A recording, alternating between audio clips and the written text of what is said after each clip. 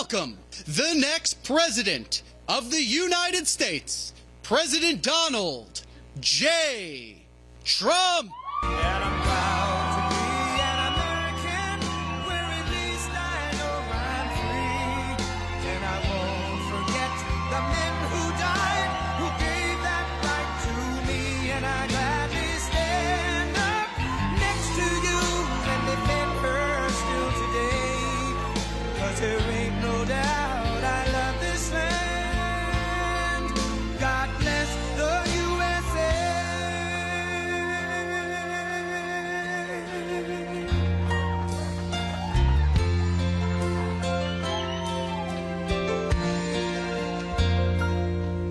From the lakes of Minnesota to the hills of Tennessee, across the plains of Texas, from sea to shining sea, from Detroit down to Houston and New York to LA, where there's pride in every American heart, and it's time we stand and say that I'm proud to be an American, where at least I know I'm free. And I won't forget the men who died, who gave that right to me. And I gladly stand up next to you and defend her still today. 'Cause there ain't no doubt I love this land. God bless the USA.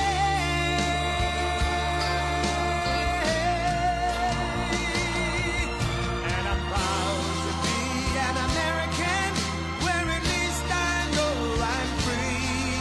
And I won't forget the men who died, who gave that right to me. And I gladly stand up next to you and defend her still today. 'Cause there ain't no doubt I love this land. God bless the USA.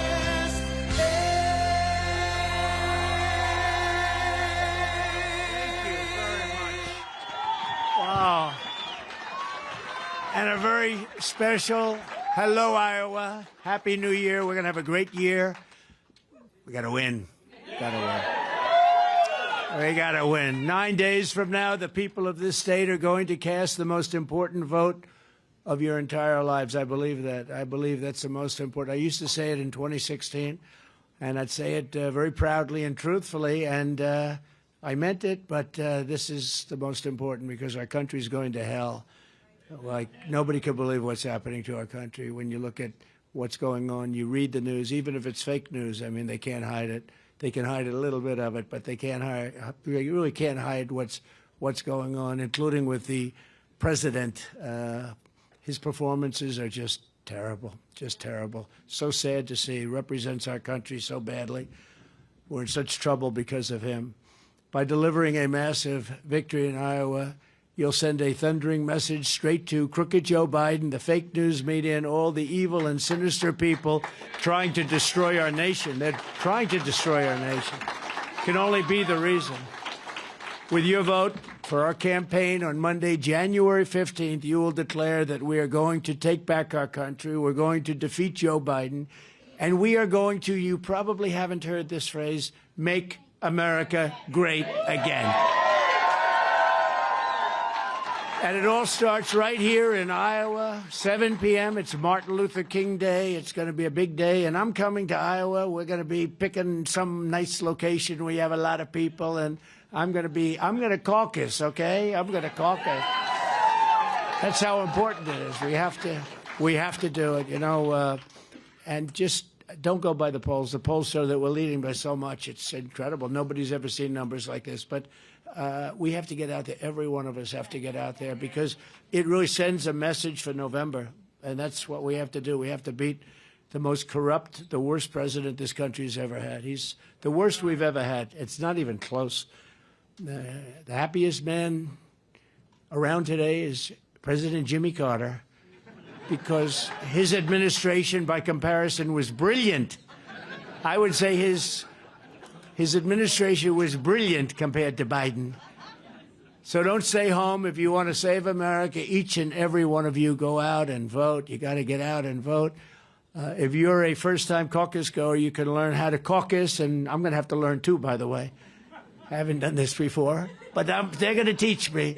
I'm a quick study, and so are you. I think everybody in this room, at least 94% of you, are quick studies. The other, we accept their votes also, right? But you can learn how to caucus and find your caucus location, which is often different than where you normally vote. So you got to remember that at ia.donaldjtrump.com.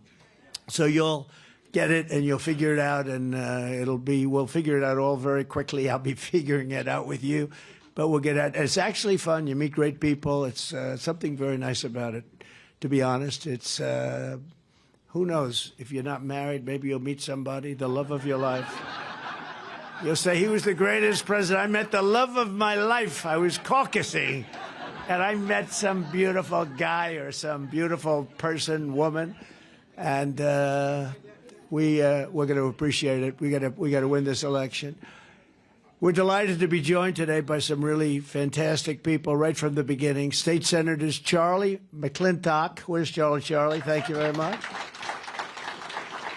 And you know the story with Brad. I've told it so many times, but I say it again. He was the first one in the nation to endorse me. He endorsed me before I knew I was running. He endorsed me like 3 months before I said I'm running. And I kept saying, who's that guy, that senator from Iowa? Who is he? Who is he? And they say, his name's Brad Zahn, and he really likes you a lot. And he was a little earlier than me, but that's okay. And he was actually first in the country. Where is Brad? Where is Brad? He's around here someplace. Thank you, Brad. Thank you. We love Brad. Remember that name. I call him the Marlboro Man. I call him the Marlboro. Come here. Say something, Brad. Well, it's a really easy decision to make. I can tell you that this is an incredible person, and we need him more than any time. So I'm very proud to be the first person in the nation and proud to be with the 47th President of the United States. No, I'm telling you, he's the Marlboro Man, Charlie, right? Doesn't it? Perfect. They could use him right now, just put him on a horse, but you're not allowed to do that anymore. Also, state representatives, Brad Sherman, fantastic, Brad, thank you, Brad, appreciate it very much. Heather Hora, Heather, where is Heather? Thank you very much. And somebody that's been with me for a long time, right at the beginning, and he's been a real patriot, great guy, really a fantastic person, Acting Attorney General of the United States, Matt Whitaker.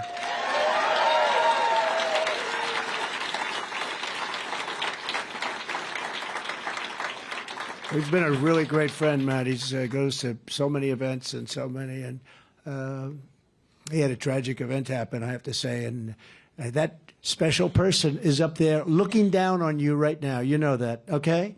You know that, right? That's really something. But Matt has been a great friend. The stakes of this election could not be higher. Under crooked Joe Biden, our borders have been absolutely erased. Millions of illegal aliens are invading from all over the world are invading. It's like a military invasion. It might as well be a military invasion. But they're invading our country. Our middle class is being crushed by Biden's crippling inflation. Violent criminals are running wild in Democrat-run cities. Go ahead. Why don't you sit down? That way the people in the back can see I'm trying to be nice.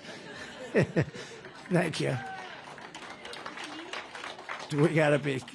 It's a great honor. Usually what happens is they sit down, and then about a minute later they stand up again anyway. And it's okay. I consider it an honor. I appreciate it. Violent criminals are running wild in our Democrat-run cities while law enforcement has been weaponized against Christians and conservatives and people of faith like never before. We've never seen anything like this before.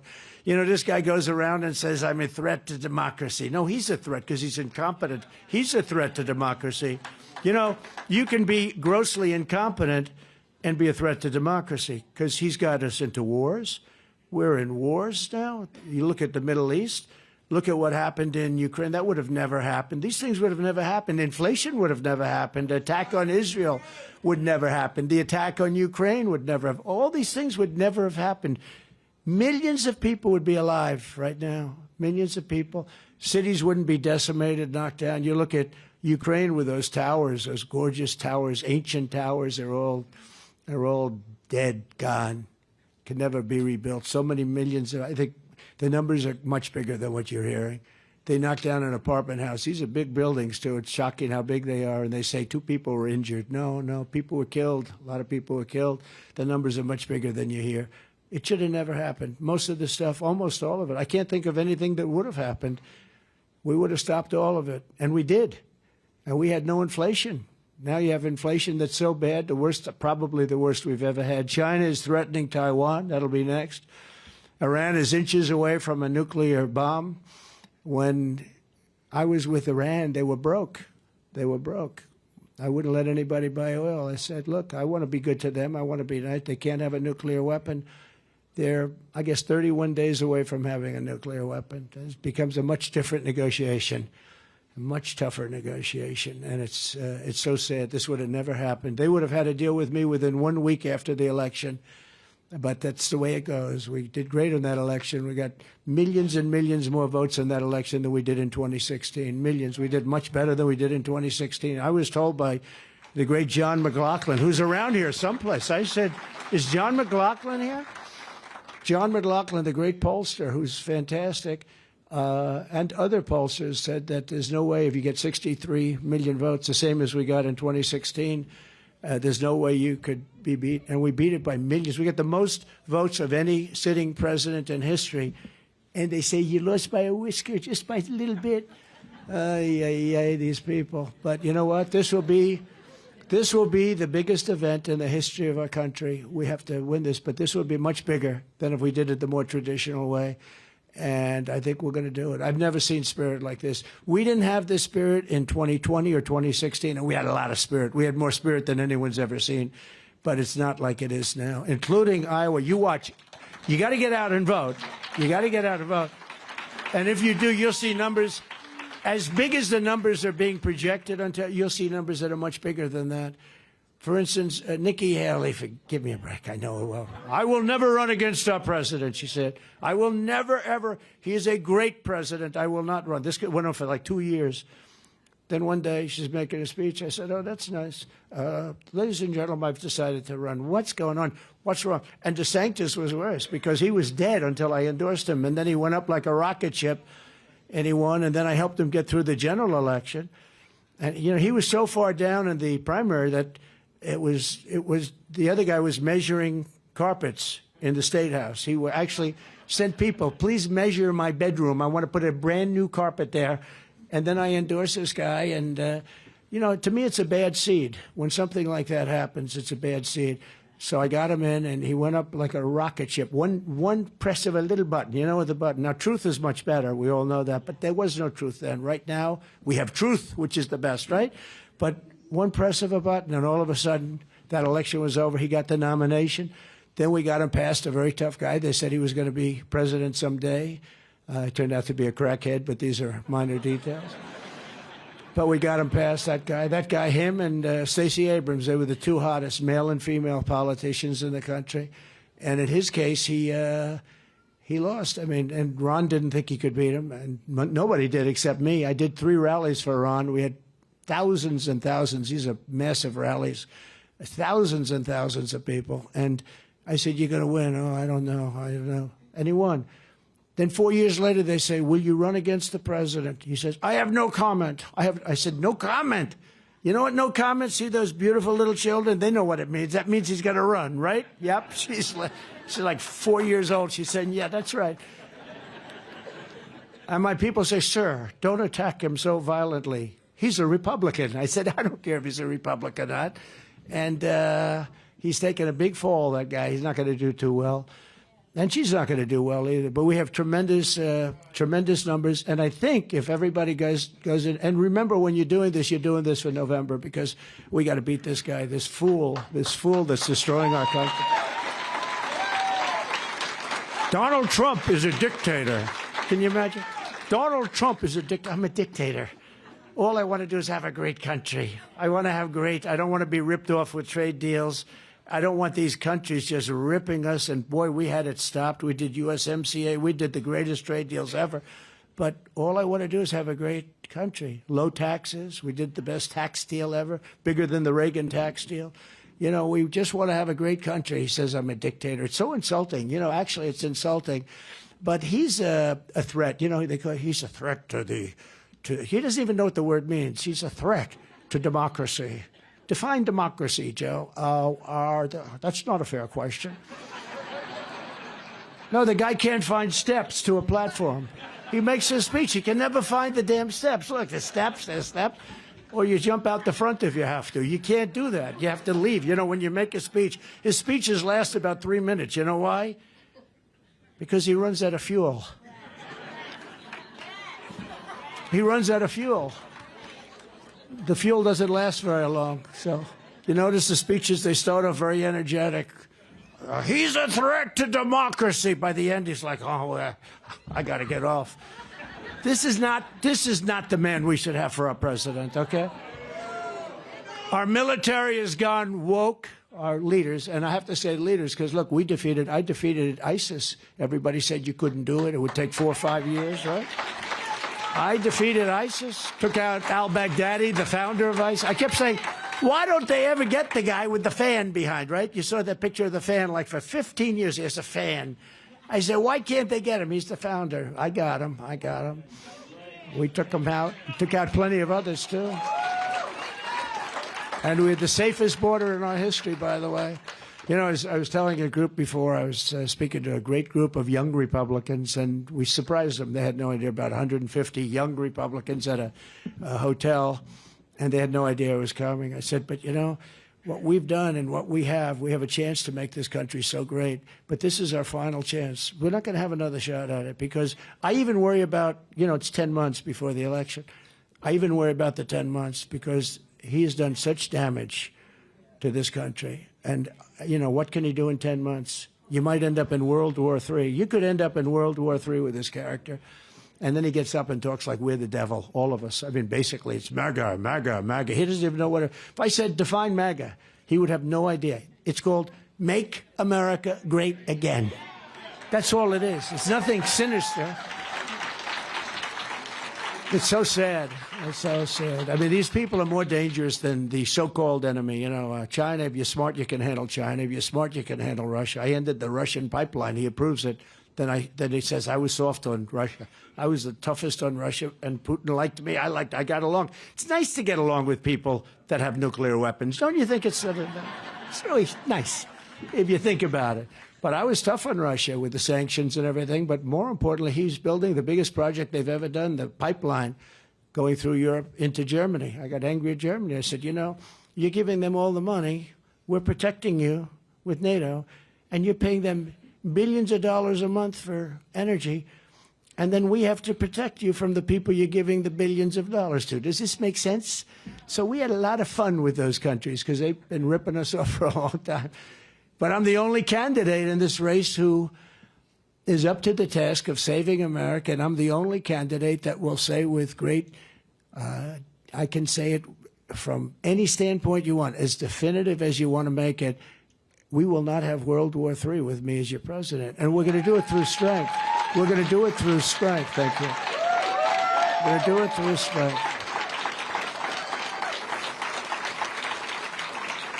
You know, you can do things, you don't even have to go there. You can do things with telephones that are quite effective if you know how to use a telephone properly, if you know how to speak, that are very effective. Sometimes it's better because it's easier to talk over a phone than to tell some of the things I say to these guys face to face. It's easier for me to just say, you know, you son of a... I was telling yesterday at one of the big meetings, I love these, you know, we go to different corners of your state, and we meet with such great people. And then we're going to do a rally sometime in the summer, a big one. We're going to pick a big, beautiful site, maybe the State Fair or something, but we're going to do a big rally. But I have such fun with it. But, you know, I tell them that some of the deals we made were so incredible. For instance, Mexico, they supplied us with 28,000 soldiers. They supplied us with, we said, remain in Mexico. You think that's easy? And this guy gave it up. Remain in Mexico. They were remaining in our country. In other words, they come in, we leave them in. I said, no, I don't want them in our country until they get approved, because they're from mental institutions, they're drug dealers, they're criminals from jails. We have people coming into our country now that we've never allowed people like this into our country, and we don't do anything about it. But Mexico said, no, we're not going to give you soldiers. I said, yes, you are. Yes, you are. No, no, sir, we will not do that. We will not do it. And I like the president of Mexico a lot. I think he's great. He's a socialist. But can't have everything, right? Tell those kids, can't get everything. But he and I have a great relationship. But I said, listen, you have to do it. Anyway, he sent his representative, a handsome guy, to see me in Washington, and I was meeting with him. And I had from the State Department a woman who handled Mexico, a very nice woman, but not a good negotiator, frankly. She said, sir, I've been trying to get this for 21 years. They'll never do it. I said, well, I'm going to get it. So I asked Tom Homan. I asked a couple of the top people, really great people in Border Patrol. We have phenomenal people in ICE and Border Patrol. They're not appreciated like they should be. They're incredible. They're incredible. Brad, we have, Brandon Judd is fantastic. I know so many of those guys. They're so fantastic. They want to do their job. You know, it's funny. It'd be a lot easier just to do what they do. Just let them come in. Let them come in. They're not doing anything. They're doing paperwork now. They have them sitting, and people are just flowing in by the millions. They have now a caravan. I came up with that name. They won't say that, by the way. The fake news is back there. You got a lot of fake news back there. That's a lot of fake news. But the caravan, we have a caravan, the biggest one we've ever seen. Thousands and thousands of people just pouring right into our country. It is so sick and so sad. What's happening to our country is so sad. But I said to the gentleman comes up, great representative, I said, we need 28,000 soldiers for our border. No, I'm not going to do that, sir. Oh, no, I said, you are? You 100%? No, I'm not. He was confused because I kept telling him he was going to do it. Nobody had ever told him that before. He said, no, we won't do that, sir. I have no authorization to do that. I said, then you'll get it quickly, but you're going to do it 100%. He said, no, I'm not going to do it, sir. I said, you're going to do it. And also, I want it to remain in Mexico. In other words, we want a policy called remain in Mexico, not remain in the United States, and then nothing ever happens. And then we want another one, catch and release in Mexico. You know, we catch and release criminals, and we have them released into the United States and come back for your court case in 4 years. And only very, very stupid people come back because there is no court case, you know. There's no court case. So it's catch and release in Mexico, and another 7 or 8 items that are impossible to get.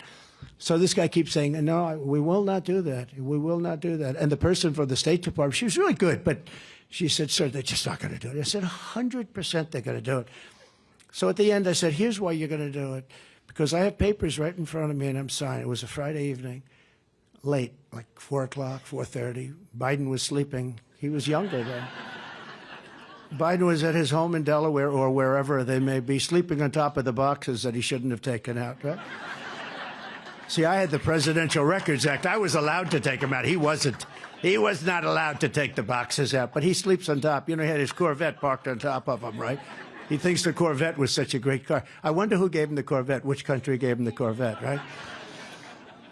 But I said to him, no, you're going to do it because on Monday morning at 7 o'clock, I'm signing it right now, we're going to put a 25% tariff on every single thing that Mexico sends into this country, including all the cars that you stole out. You know, they stole about 32% of our... Did you know that? They stole 32% over the years of our car manufacturing business. And then the unions, the people in the unions are voting for me. But you can't get the heads of, they're so wedded to the Democrats. I don't know, they have wonderful dinners together or something. It's so crazy. But they stole from the United Auto Workers about 32% of our car making. So they're a massive car manufacturer. They send the cars in. So I said on Monday morning, 7 o'clock, you have a 25% tariff on every single thing that you produce coming into this country, which is massive. That's far more than building the wall. And we're talking about, you know, remember Mexico's going to pay for it. Mexico paid for much more than that. There was no legal mechanism to get that, but there is a legal mechanism for them to put their soldiers all over the place and all these other things, which is actually much more money. So I said, it's going to be signed. I'm signing it now. At 7 o'clock, you pay 25% tariff or tax. You could call it whatever you want, very similar. And that takes place 7 o'clock on Monday morning. And you can call your president and tell him or not. Sir, may I be dismissed for just a short while? I would like to make that call. He comes back like at about 4 minutes. Sir, we would be proud to give you 28,000 soldiers. It would be a great honor. And we would be proud to have remain in Mexico. We would be proud. We would love to have. Do you ever see Tijuana? Tijuana had like 200,000 people in Tijuana and nothing on the other side of the wall, because as I built the wall, it became very safe. That wall was great. Wouldn't have been my design choice, but that's what the Border Patrol wanted. They wanted steel. They wanted rail so you could see through. I wanted to put beautiful concrete plank. Very nice. But they didn't want that because you do, ideally you want to be able to see through. But they also need it because they have acids that can melt concrete. You believe this? These guys have everything. And steel is much tougher for them. So they wanted steel, they wanted concrete inside, 5,000-pound concrete inside, and then they wanted rebar.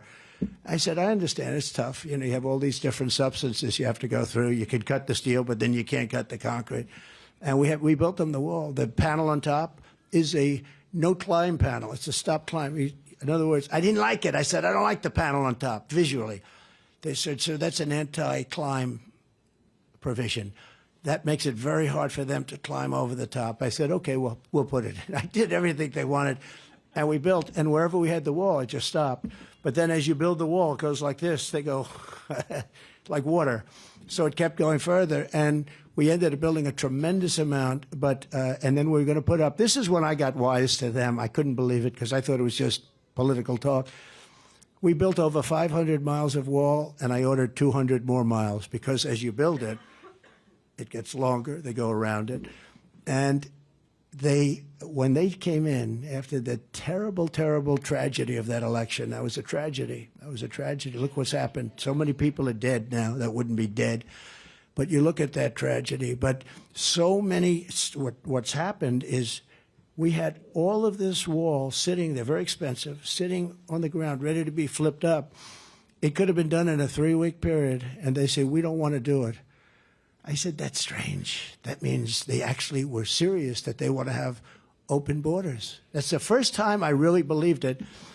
And now you see the result. Millions and millions of people. Last quarter, 300,000. That's larger than probably almost all of your cities in your state. 300,000 people over actually a 2-month period, less. A 2-month period, 300,000 people poured into our country. And nobody knows, most people have never even heard of the countries from where they came, all over Africa, all over Asia. They come from different parts of Europe. They come from the Middle East, a lot of people coming from the Middle East. And a lot of these people are young, strong men, military age. Isn't that shocking? We had 27,000 people, the last report, 27,000 people coming in from China between the ages of 20 and 25. That sounds a little suspicious, doesn't it? What this guy has done to this country, you have no idea. It's just horrible. And then he says that I'm bad for democracy. He's bad for democracy for another reason. He's incompetent. And when you're incompetent, you're bad for democracy. You're very bad for democracy. Since 2016, you and I have been in this battle side by side, and it's been a lot of the same people. I recognize the faces so well. Taking on the entire corrupt system in Washington like no one has ever done before. This movement that we're all a part of very proudly, it's your movement more than mine, but this movement is the biggest movement in the history of our country by far. You look at a politician and every once in a while they'll go to Iowa, they'll go to New Hampshire. By the way, I kept you first in the nation.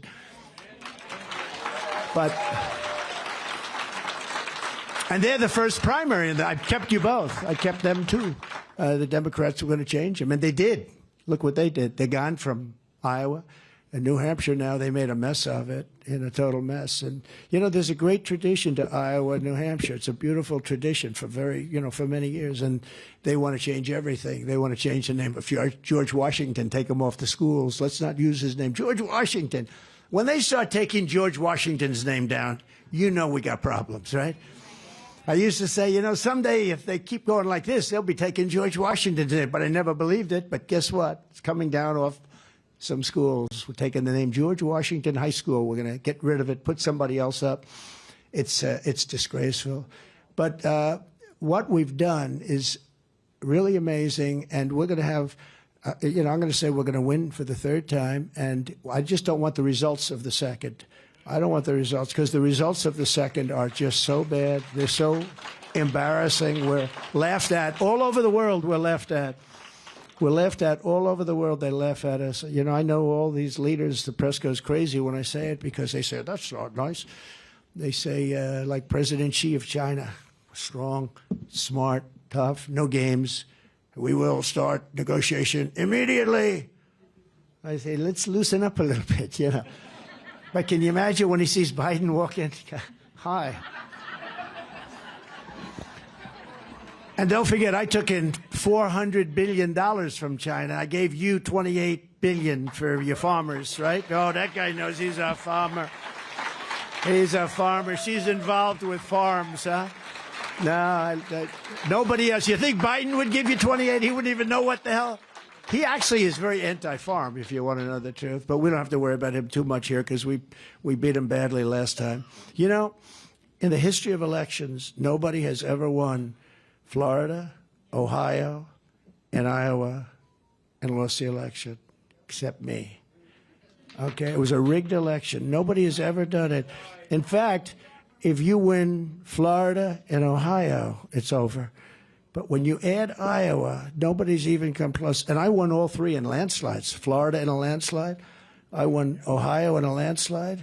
And I won here in a landslide. But nobody's ever won that combination. And there are about 20 other, you know, statistical nightmares that I could give you, like the number of counties and the number of this, number of that throughout the country. It's really disgraceful. Such a bad thing happened. But together we stood up to the failed establishment. We stood up to the corrupt media, and we still are. You know, we have to justify it. They say, oh, he's a conspiracy theorist because he mentioned that the three states that we just said, he mentioned that those states that nobody ever won. That's a conspiracy there, because they're so bad for our country. If they're all dead anyway. I mean, nobody's listening to them or reading them. When I came in 2015, because I actually started in 2015, I think they had a 96% approval rating, and now they have an approval rating that's lower than Congress. Can you believe that? They're in the low teens. No, the fake news media, the fake news is in the low teens now. And actually, I'm very proud of it, because we have to let the public know. For years, nobody exposed them until I came along. Nobody exposed. Who ever talked about fake news, right? Look, they're even shaking their heads. You're right.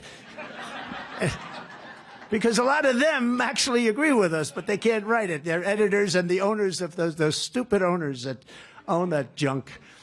We stood up to the deep state, the globalists, the warmongers, the Wall Street special interests, open borders fanatics, the radical left. We achieved things that nobody ever thought would be possible to achieve. We did more in 4 years than any other president by far, more than most did in 8 years when they were in for 8 years. And with your vote in these caucuses, we're going to finish the job and get it done better than anybody's ever got it done before. We're going to turn this country around, and it's much tougher. It's much tougher now because we have, thank you very much, Biden, we have about 15 million people in our country, because I believe that's the real number. The number will be 15 or 16 by the end of his term. That's more than you have in New York State. That's more than you have in just about almost every state other than 2 or 3. And they came in, and people that should not be here, people that they didn't want. You know, if you do a poll and you look at jails throughout the world, not just Honduras and Guatemala and, you know, Mexico, different places near us, around us, surrounding us. If you look at polls and study a poll, don't worry about the phone. I don't mind.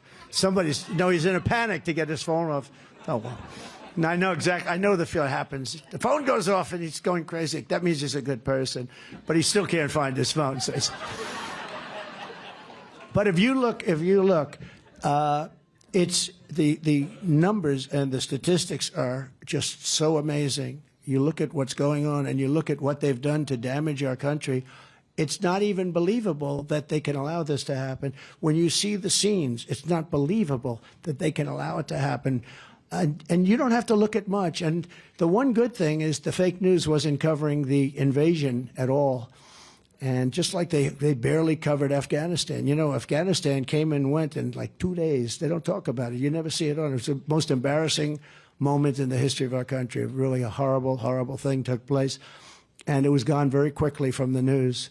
Other than, you know, some of the conservative news, they still cover it a little bit. But I think it was the worst day. I think it also created a lot of problems like Russia going in. I think when Putin looked at the incompetence of the job they did, would have never happened with me. We were getting out also, but we were getting out with strength and with dignity. And we were taking our equipment, and we wouldn't have had 13 dead soldiers, and we wouldn't have had 38 people that were obliterated with no arms and no legs. But together we fought long and hard to rescue the Republican Party from the likes of Mitt Romney. How do we have that guy? He's worse than a rhino. I think rhinos are good compared to Mitt Romney. He's the worst. Karl Rove, Paul Ryan. How about Paul Ryan? How bad was he? And now he works at Fox. You know, he's on the board of Fox. So what's that all about, right? Wonderful. That's probably what happened to Fox. And there's no chance we're going to let them claw their way back into the power of our party. We don't want them in our party because they've hurt our party. And frankly, we don't love the job that Ron DeSanctimonious has done, or Nikki Haley, or even worse when you look, and this is the one we just cannot play games. We got to get rid of crooked Joe Biden. The most corrupt, the most incompetent, and the worst president in the history of our country. And, you know, I have to say this because it's so tough. The language is so tough. But they did something to me that was unthinkable.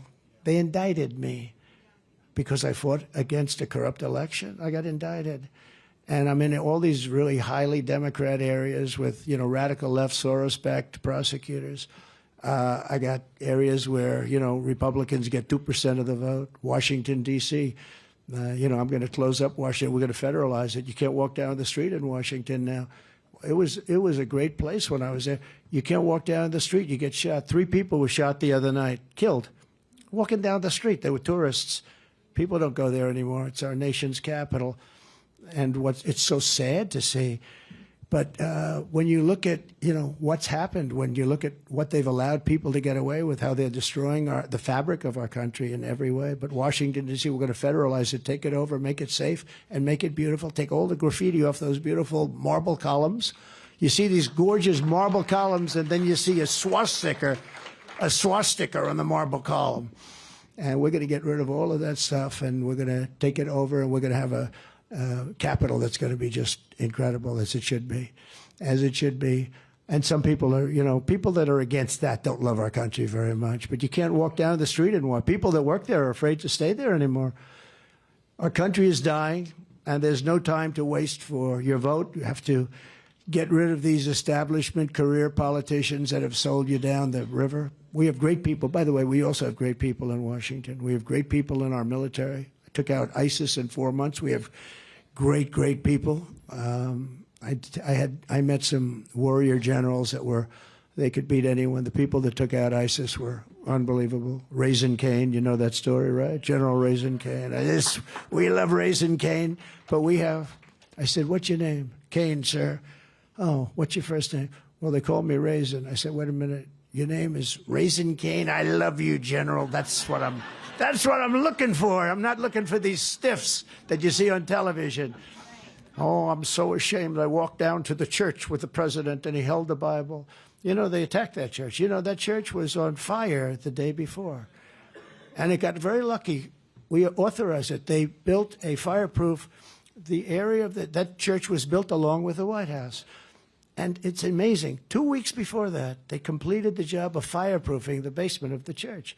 They started a fire in the basement, and it didn't spread because of the fireproofing. But it got very badly damaged. But it didn't spread because she's clapping. It's true, right? And it was sort of luck, I guess. But I went down, I held the Bible high, and Millie said, oh, I shouldn't have walked with the president. No, he should have walked with the president. He should have been proud to walk with the president. That was the end of him. That was the end of him. And the other thing, you know, I love studying the, if you take a look, I mean, the wars, I don't know what it is. The Civil War was so fascinating, so horrible. It was so horrible, but so fascinating. It was, I don't know, it was just different. I just find it, I'm so attracted to seeing it. So many mistakes were made. See, there was something I think could have been negotiated, to be honest with you. I think you could have negotiated that. All the people died. So many people died. You know, that was the disaster. If you got hit by a bullet in the leg, you were essentially going to die or lose the leg. That's why you had so many people, no legs, no arms. If you got hit in the arm or the leg, it meant you were up because the infection, gangrene. It was just such a, you know, sort of a horrible time.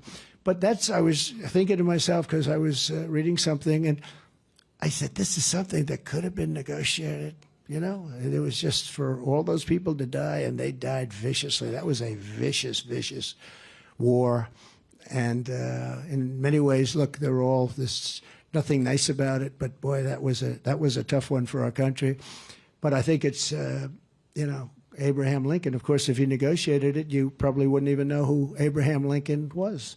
He would have been president, but he would have been president. He wouldn't have been the Abraham Lincoln. Would have been different, but that would have been okay. It would have been a thing that, and I know it very well. I know the whole process that they went through, and they just couldn't get along. And that would have been something that could have been negotiated, and they wouldn't have had that problem. But it was a hell of a time. And you think of it today, I would have absolutely stopped Putin. He would have never gone in. And he didn't. You know, for 4 years, he didn't. There was never even a thought of it going in. And that was the apple of his eye. He would tell me. We would talk. That was the apple of his eye, but there was no way he was going to go in. I told him, you can't go in. You go in, bad things are going to happen. And he would have never gone in. Plus, oil prices were so low that he wasn't going to be able to go in and wouldn't have been able to afford it. As soon as I got out, oil spiked up to $100 a barrel. And all of a sudden, he's making a fortune, and he saw the incompetence of Afghanistan, and he said, wow, these people are incompetent. I guess I'll go in. Unlike every other candidate in this race with me, you know in your heart, and you'll always know that I will put America first, and with God's help, we will get this job done better than ever before.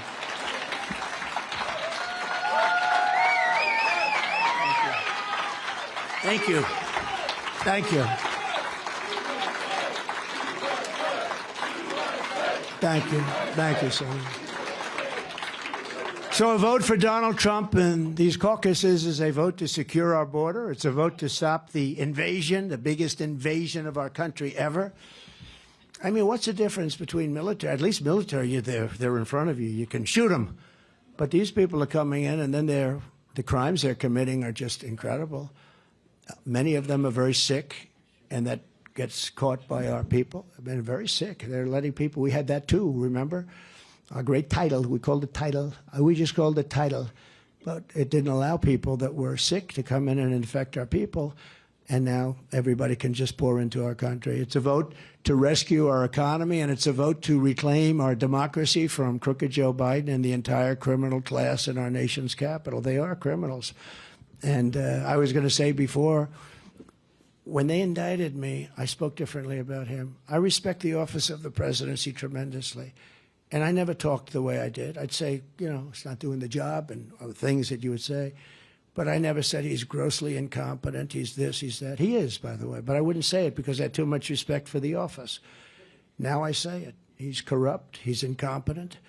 He has no idea. I would never talk about he can't find a stairway that's, you know, 10 feet to his left, 10 feet to his right, in front of him, behind him. He walks into a wall. He walks into a wall. Where's the stair around here? I never did that stuff. And now it's different because he did something. He weaponized the DOJ and the FBI. They're after Christians. They're after Catholics especially. I mean, the Catholics, you know, I got 50% of the Catholic vote. I should have gotten 100%. The Catholics are like a target of these people. I don't understand how a Catholic can vote for these people. But I would never have spoken this way. But, you know, the worst criminals in history haven't been indicted 4 times, if you think. I always talk about Alphonse Capone, but he was pretty bad. He was tough. If he had dinner with you, this gentleman with that beautiful, let's see, if you don't like Trump, oh, I like that. You don't like the country. Stand up, say hello to them. If this gentleman had dinner with Al Capone, and if Al Capone didn't like the way he cut that beautiful beard, he'd be dead the next day. He'd be gone. You'd be gone, right? Although you're a pretty tough cookie. You might. Do you think you could have handled Al Capone? I don't know. Anyway, but thank you very much, and I do love what you have on your handsome chest. I do love it. They come up with some beautiful slogans that I'm very honored by, actually. But you know, the biggest criminals in the world weren't indicted 4 times. They were indicting me so fast, and my poll numbers were going up through the roof. And then they were going to indict me 2 more times, and I heard they got a call from Washington. Please don't do it. No more indictments. This isn't working out what we. I'd be leading by a lot, but I wouldn't be leading by the kind of numbers because the people understand it's a scam. It's a political. It's interference with the election. It's a political witch hunt. And he's using the DOJ. He has this guy, Jack Smith, comes out of The Hague, and he's terrible, terrible human being. He's central casting, though. You look at that guy, he's like the personification of evil. He's lost a lot of cases. You know why he loses them? Because he goes too far. He's a sad sack. And you look at this guy. Somebody said, why don't you treat him nicely? I said, oh, we'd be doing much worse. I mean, if you treat him nicely. There's nothing nice about him. He's a corrupt person. But you look at the people, and they're using these people to get to the Republican, not just me. Oh, and it'll get worse and worse. You watch. You'll have some congressmen. At least I'm able to explain to you guys, and you understand it. Many of you understand it better than I do. But you'll have some congressmen get a subpoena from the federal government to show up before a grand jury, and the word gets out, he's destroyed. He can't, even if he's totally innocent. But they'll go after our congressmen. They'll go after our senators. That's what they're doing. They've weaponized government like never before. And the only thing I can say is, you know, there's a 5 or 6, depending on your definition, depending on who you're asking, but there's a statute of limitations. I mean, what they have is a very dangerous thing. What they're doing is a very dangerous thing. But I would have never, until this happened, in fact, nobody thought J6 was even a possibility. If you read the stuff about, you know, that fake committee with the 2 Republicans kissing, crying, remember crying Kissinger? But, and Liz Cheney. I mean, she has a major case of Trump derangement syndrome. I watch her on television. She's shaking. I get scared. I mean, I did knock her out of office. You know, she lost by the largest margin in history for a congressperson. Did you know that? Because any congressman doing that, congressman or woman doing that badly would drop out of the race long before the race. So they never got to see, because I'm sure there were people that were as unpopular, probably can't be many. But she lost by, I think, 40%. It's the biggest, did you know that? The biggest margin ever lost in the history of our country. And then I see her on CNN and MS. MS is worse than CNN. MSDNC. She goes, oh, my Lord. Am I right about that? It's the worst. Oh, they want to string you up. They are the most evil, and they're dishonest as hell, but they are really evil. They're bad. These are bad people. It's so funny, your reaction. Those are 2 votes I got, I'm telling you. No, they're very bad people. They're very bad.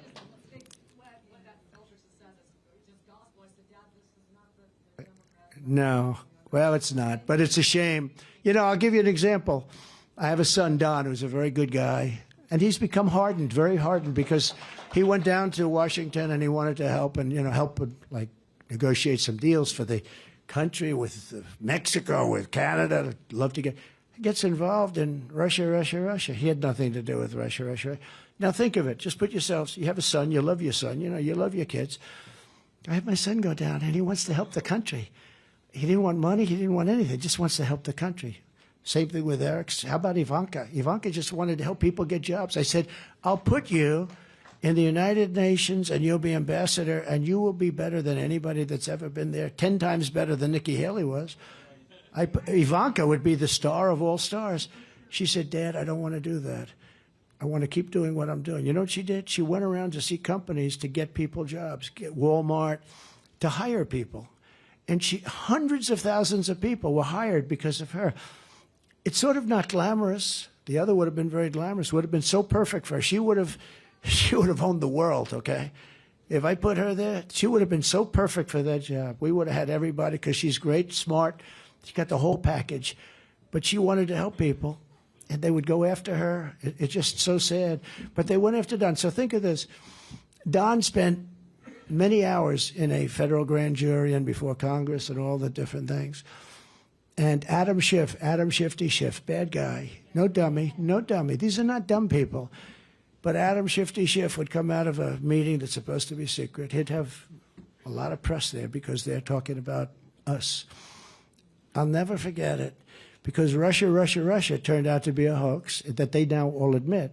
It's now admitted, Times, they all admit it. It was a hoax. It was a made-up, fictional thing.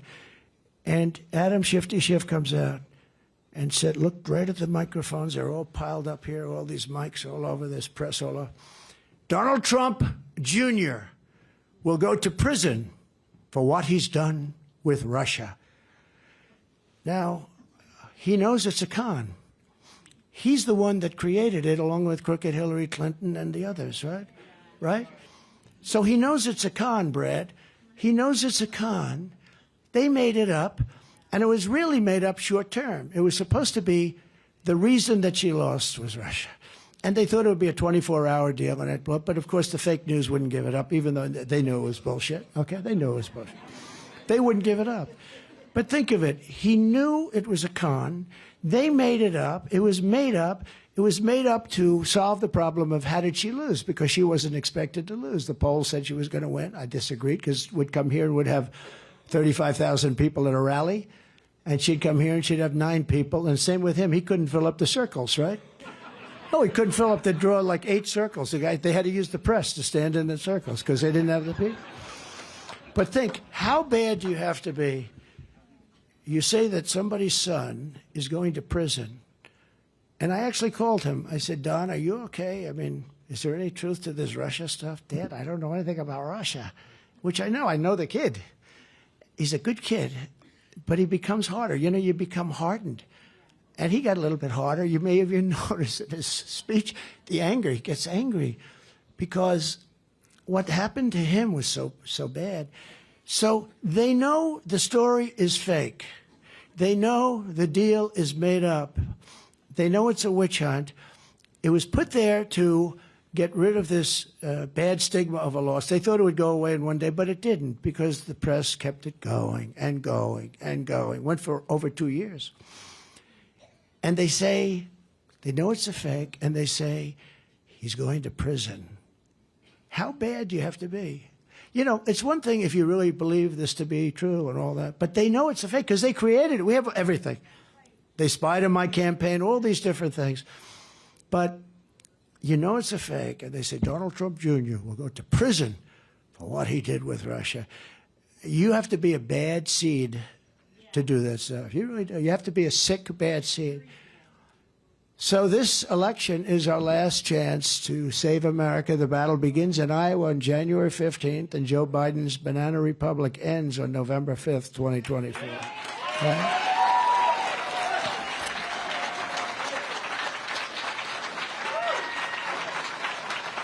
Never told that, would you? That's true. Good. You made a good choice. I like that couple. Thank you very much. Thank you. Thank you. Thank you. Thank you very much. Nice to be here. Well, we did. We sacrificed, but you sacrificed too. You know, you sacrificed too. It's amazing when you talk about like the election. It's a conspiracy.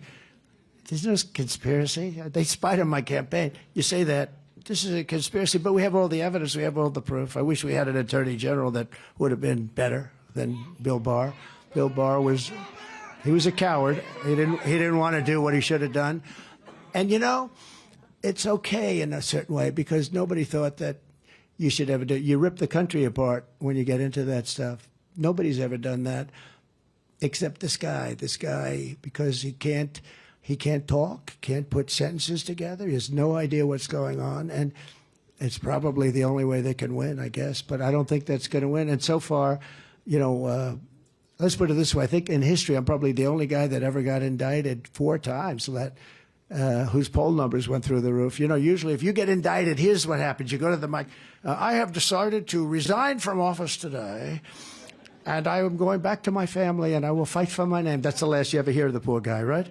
This is about 100% of the time when they get indicted. They get indicted all the time. Matt understands this. He was probably after some, but he was easy. You know, you have to be reasonable with that stuff. It's a very powerful thing. You know, in a way, the prosecutors are the most powerful people in the country. If you ever think about it, I sometimes see like 6 prosecutors, and I see some big politicians. The prosecutors are more powerful than the politicians, and they have to use that very judiciously. You don't have a country anymore, but they didn't use that in this case, because in my case, they went after me, and they would have done it more, except it's backfired. It's backfired. And if I didn't run, or if I was in 5th place or something, I would have had no indictments. This is all political stuff, including the women's stuff. The Bergdorf Goodman. I meet a woman outside of Bergdorf Goodman.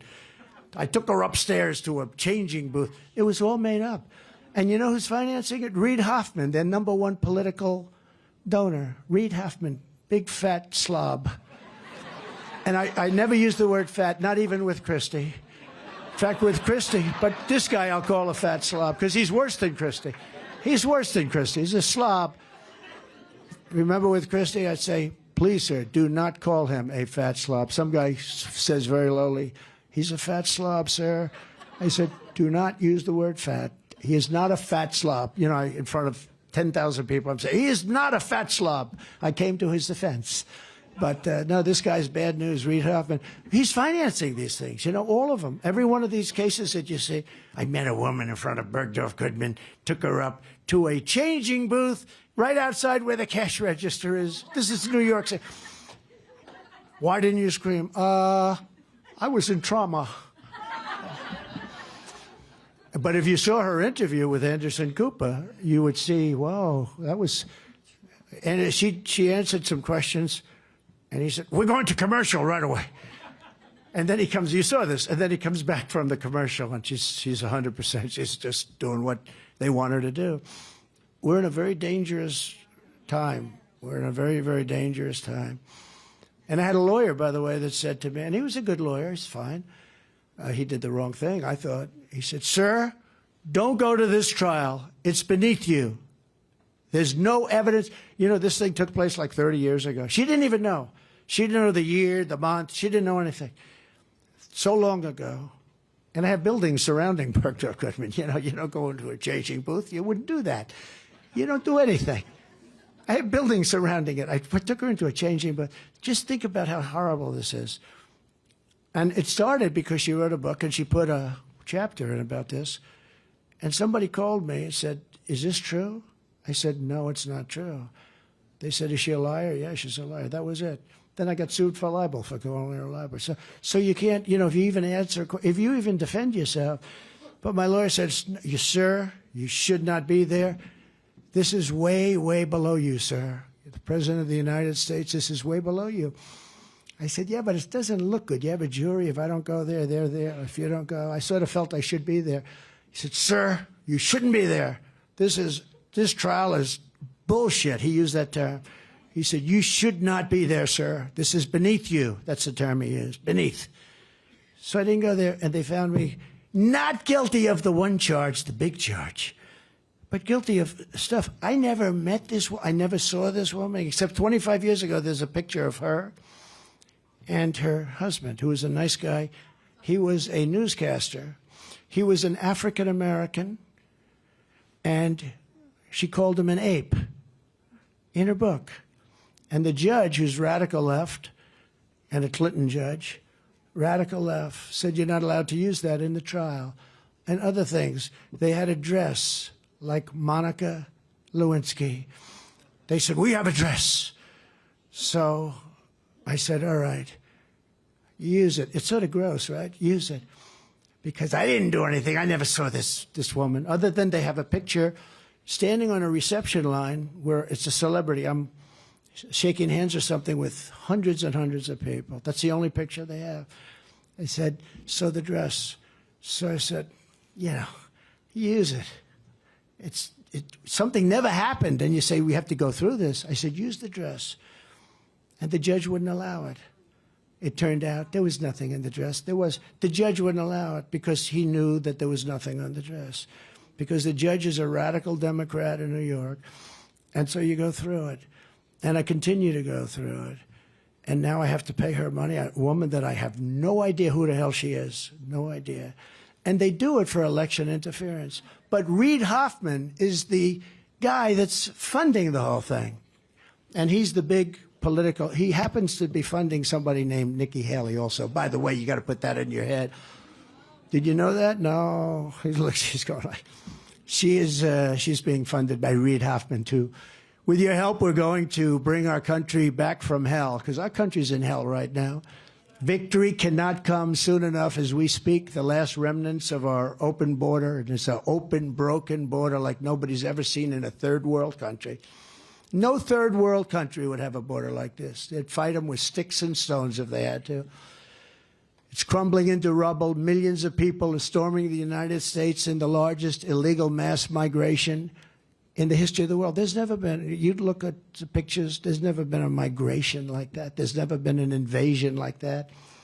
Hundreds of thousands of people on a quarterly basis, and tough people, tough people.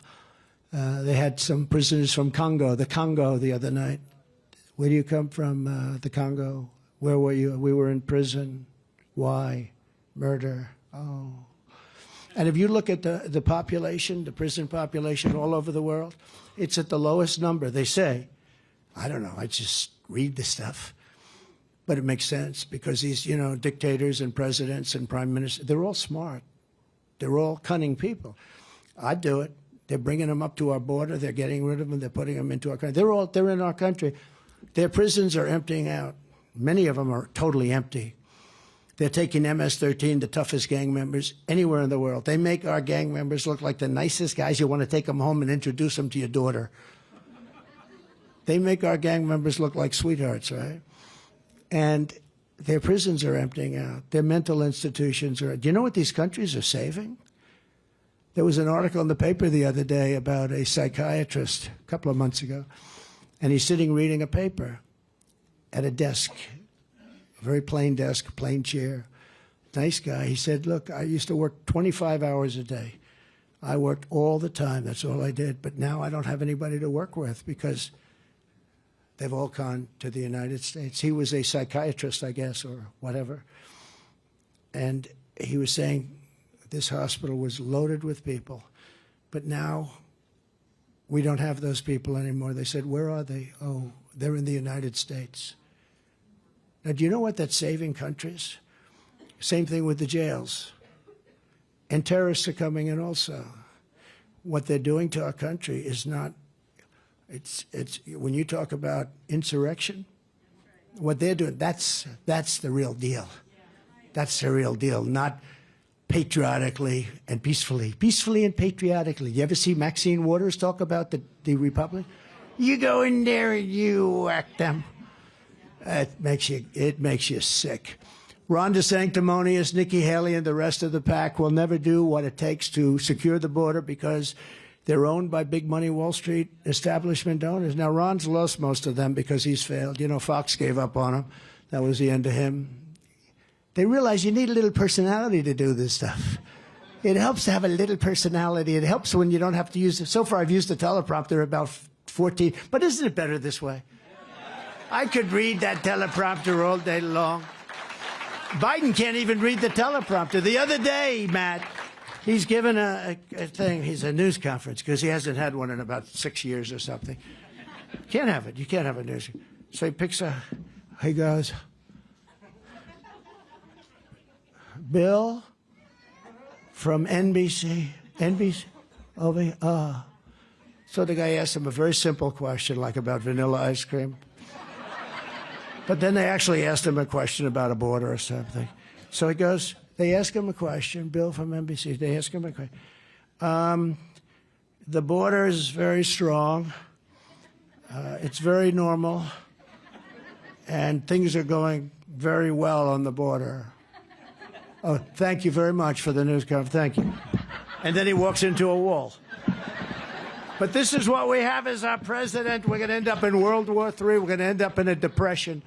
I'll tell you, if I'm not elected, I think we're going to end up in a depression like in 1929. Because, you know, if you ever notice, every time like all the polls now say that I'm beating him, but you'd almost say, who wouldn't? This beautiful child, this young man, how old is he, 3? I would vote for him over Biden because he's more intelligent. Look, the kid's 3 years old. He's got better judgment. You ever hear some of the people in Obama administration, Secretary of State, different people, and others, many others, they say there's never been anybody worse on foreign policy decisions. And I see it. You know, we're stuck in that whole thing with Ukraine. Very tough war to win. The one's a war machine, the other one's not. And very, very tough to win. And they say, we will not leave until there's total victory. It's not happening that way, is it? You know how you know it's not? Because they don't cover it anymore in the fake news. You know, if they were doing well, they'd be covering it. So you sort of know that way. But just as I said, one of the biggest donors to Nikki Haley's super PAC is the same guy, Reid Hoffman. He's a ultra-left rich guy, billionaire, who's one of the Democrat Party's top funders. He's also a funder for Nikki Haley. How do you answer that, Nikki? Well, and they're trying to stop Trump. So what they want to do is they'd much rather run against the sanctimonious or Nikki, but they're the party of disinformation, and they're great at it. They are great at it. You know, if they'd use this genius for, like, making our country great, we'd be great in about 2 weeks. But they don't. They want to destroy our country. But they're always saying, we want to run against Trump. You know, you have a 50-point lead. So they say, you know, from the standpoint of the national polls, I mean, I think I have a 60-point lead or something like that, beating her by 55 points in South Carolina, where she comes from. But they don't want to run against me. Ask them, how did they do in 2016? And then other than their cheating, we killed them in 2020. They don't want to run against me. They want to run against, and I'm the one that's beating them in the polls. There's some narrative out there, oh, she's going to, no. And the same thing that happens to me is going to happen to them, just so you understand. They'll be indicted because they'll say she was having an affair or something, you know. That doesn't mean it's lying. But she'll be indicted for something. Ron DeSanctimonious will be indicted, and he's not going to handle it the same way as I handle it. He'll be in a corner crying, saying, Mommy, Mommy, I want to go home. He's not going to handle it this way. You think anybody else could get up here and speak to you all day and get indicted 4 times and have you 9 trials against them? All fake trials? Nobody else. Nobody else. I love that trial. Nobody else. But just like, you know, some people didn't like the name DeSanctimonious, but it really has caught on. I liked it. Some names I didn't like. I didn't like Crooked Hillary, but it caught on. You know, sometimes they catch on. Low Energy Jeb, that was a good one. That took him out of the race as soon as I said it. That was the end of his race because they knew I was right. But Ron DeSanctimonious, so what we do is, I think it's a great name because sanctimonious, you know, he's sanctimonious because I got him the election and he didn't appreciate it. You know, he was willing to run against the guy that got him the election. So we call it Ron DeSanctis. Write them both out when you go home. Ron DeSanctimonious and write Ron DeSanctis. Just, it's like the middle of the word. It's beautiful. It's a beautiful, genius thing. Because DeSanctimonious is great, but you can't keep saying it. So now the other day he's being interviewed by semi-legitimate press, meaning one of the big networks. Ladies and gentlemen, it's a great honor to have Governor Ron DeSanctis with us today. No, my name is DeSantis. Then he changed his name, remember? DeSantis. I said, never change your name in the middle of a campaign, Ron. I just put it out on Truth. Truth is the greatest. All go to Truth. Forget about those other places. But listen, I said, never change your name in the middle of a campaign. You could do it before, after, but don't change your name in the middle of a campaign. He said, DeSanctis. I didn't like his, but actually I like DeSantis better, right? Don't you? But one of those things. But people who fund Nikki Haley and Ron aren't working for your interests. They're working for the interests of other nations and themselves. And so are those two. Nikki would sell you out just like she sold me out. I mean, I'll never run against him. He was a great president. Why would I run? Ladies and gentlemen, I've decided to run. You know, it's like after listening to that for 2 years. She came to Mar-a-Lago to see me to inform me that she'll never run. They're all false rumors. But then she ran. probably doing a little better. You know, they had a poll the other day. It was a classic, 'cause just to show you how dishonest the fake news media is. And it said, headline, Nikki Haley surging. I said, oh, shit, that's not good. No, I figured I was in trouble. The new poll must be. So I went up 7 points, and it's hard to go up 7 when you're already at 68. You know, there's not that much you can. She went up 3, and DeSantis went down 1.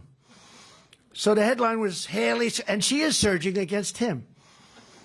But you had to read 3 paragraphs down. It said, while President Trump is at 74, so she was at 11, he was at 10, and I was at 74. And the headline is, Nikki, and I went up 7, and she went up 3. And the headline was Haley surging.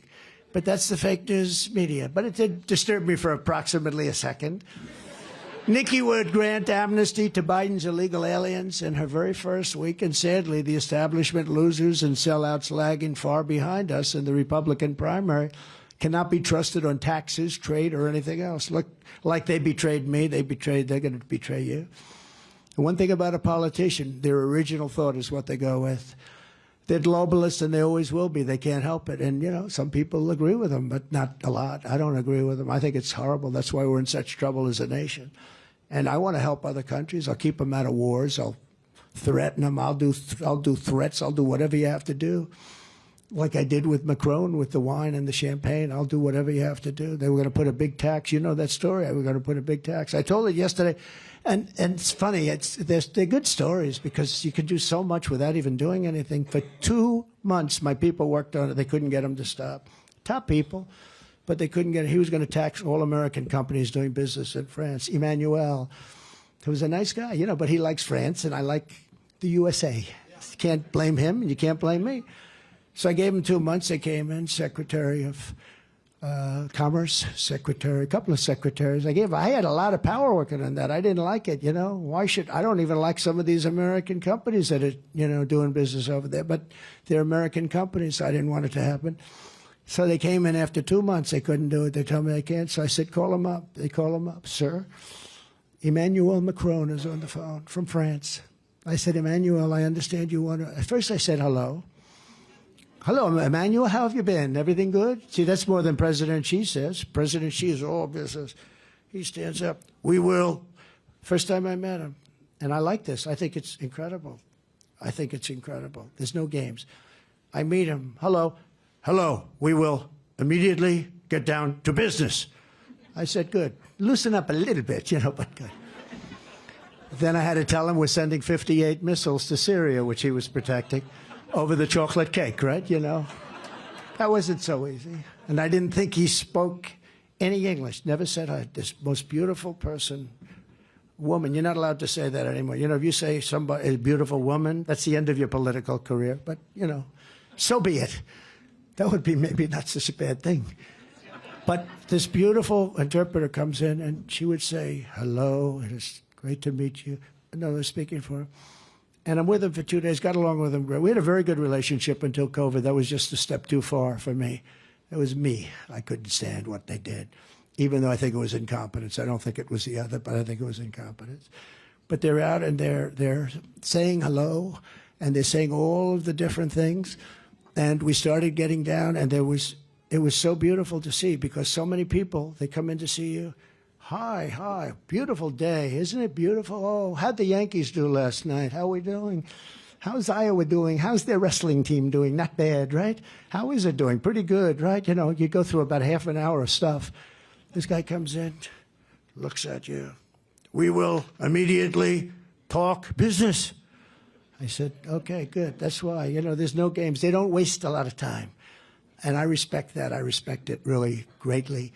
And we need people that can deal with that. I dealt with it. We took in hundreds of billions of dollars from that gentleman. And he liked me, and I liked him. We got along great until COVID. We got along great till COVID. But we had a great relationship. I had a great relationship with Putin. The fake news hates when I say that.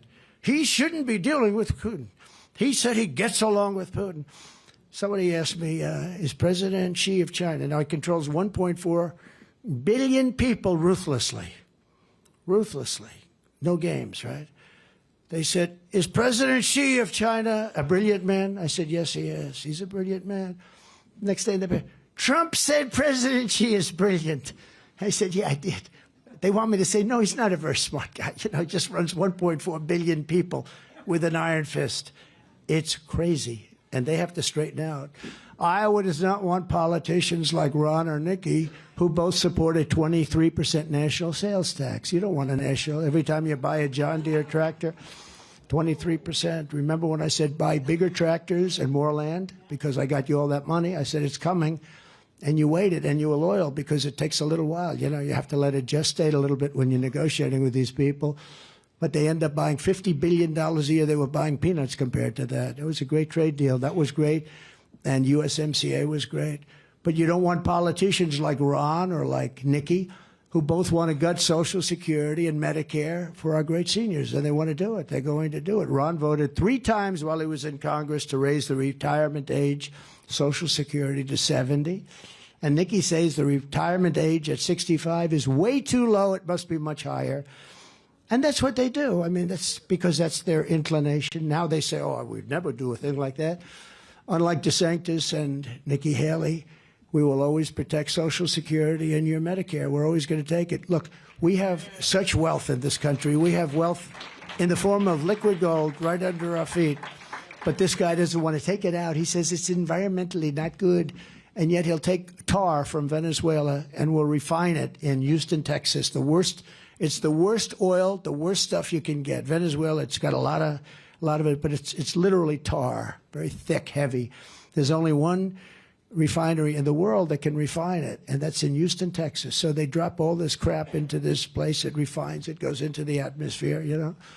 And these same people are talking about they're talking about global warming. They're talking about all of the different things. You know, global warming doesn't work for them anymore. So now they call it climate change. Global warming, and then all of a sudden they see the ice cap is getting bigger, bigger, bigger. They say, this term is not working for us. Let's just call it climate change, which is genius, because climate change, if it gets cold, it gets warm, a lot of rain, no rain, climate change, it works for any event. On my first day back in the White House, I'll terminate every open borders policy of the Biden administration, stop the invasion on our southern border, and begin the largest domestic deportation operation in American history, because we have to. Not one thing, there's not one thing when you think of this. Thank you very much. There's not one thing that's gotten better under crooked Joe Biden. Not one thing. Name one thing that's gotten better. Under the Trump administration, you were better off. Your family was better off. Your neighbors were better off. Your communities were better off. And our country was so much better off. America was stronger, richer, safer, and more confident than ever before when I was behind that beautiful Resolute desk. The Resolute desk, one of 7. You pick your own, but I love that desk. That was a beautiful desk. And the nation was safe. When I was your president, America was respected like never before. Viktor Orban, probably the toughest man in Europe, one of the toughest leaders in the world. They said, you know, Trump is out now. The whole world is blowing up. We didn't have a problem with Russia, Ukraine. We didn't have a problem with President. We didn't have a problem with anybody. Israel would have never happened. That would have never, because I told you, Iran was broke. They didn't have the money to do it. Now they have $250 billion. $250 billion, not including the $6 billion that they were paid for 5 hostages. $6 billion they got for 5 hostages. And they got $10 billion on top of that for the electricity going to Iraq. You know, we released another $10 billion, but that's peanuts compared. They're making so much money with the oil. And we have, remember this, we have more than anybody. We were going to make so much money. We didn't have to go after Social Security, and we didn't have to go after Medicare and all of the other things. We were going to make so much money. We have bigger, think of this, bigger than Saudi Arabia, bigger than Russia. And I got Anwar, Alaska, approved that Ronald Reagan couldn't do. He tried like hell. He couldn't do it. He couldn't get it approved. Anwar is the biggest, probably the biggest find in the world. I think bigger than Saudi Arabia, they say. I got it approved. And in his first week in office, Biden ended it. But we'll get it approved again. And the people of Alaska, but it's not the people in Alaska, this country with the money that we would make. You know, when you ask, like in Saudi Arabia, when I'm there, I think they're terrific people, actually. We've lost Saudi Arabia to China. I mean, who would think that? But we've essentially lost Saudi Arabia to China. because of stupidity, stupid people. It's an impossibility to even think about it. But when you ask them, like they bought 100 Boeing 777s, it's a big wide-body jet, I say, how did you finance that? Finance? They didn't know what the word finance meant. Finance? We have cash. When they do projects, massive projects, they have all cash, they have oil. We have more oil than they do. We were going to pay off our debt. We were all started. We were ready to rock. You know, we were filling up the strategic reserve, which he, by the way, has brought now down to the lowest level in history. It's the lowest. These are these massive salt mines under different states, mostly Louisiana. Massive salt mines. And they hold the oil. It's natural to them. They don't have to do anything. They put a hole in the ground. They pour the stuff in. And it's massive. I got 80 million barrels in there at a really cheap price. But think of it. He used it. And it's supposed to be used for military, for war, for real problems. He used it to keep gasoline prices down during the election so that somebody would pay. And it's just a temporary fix. It's actually very small compared to all of the cars and everything else. But they used it. Now it's at the lowest level it's ever been. And it's really meant for war. It's meant for, you know, real emergencies, the real stuff. But we're not respected as a nation anymore. We'll soon be respected again. I promise you that. If we win this election like we have to, we have no choice. We have no choice. This guy's bad. They've got their plan. Their plan is, you know, we're all threats to democracy. That's their plan. They think that's good. He can't use anything else because they haven't done anything else. He can't say that they did great with inflation. He can't say everything is bad. We're going to lose our dollar as the standard all over the world because so many countries now are backing away from us. I wouldn't let them back away. I say, you want to back away? We don't do business with you. They'll be back in 2 seconds. But eventually, I'm not going to be able to say that if they take it too far down the line because we will have lost our wealth and we will have lost our power. We've lost a lot of it already. Joe Biden gave that ridiculous speech yesterday because he can't talk about any of the things that he's done. He's got no successes. All he can talk about is we're a threat to democracy. But he's a threat to democracy. I say it always back. I always put Joe Biden as a threat to democracy. Crooked Joe is a complete and total failure as a president. Everyone knows it. His people know it. I find it hard to believe that they're going to let him go. And I found it hard to believe the first time. That was, you know, 2020. I found it very hard to believe that they were going to let him go. I thought he was terrible, but, you know, they rigged it, and they have an advantage. The Democrats have a voting advantage because they have certain groups that are going to vote for him no matter what.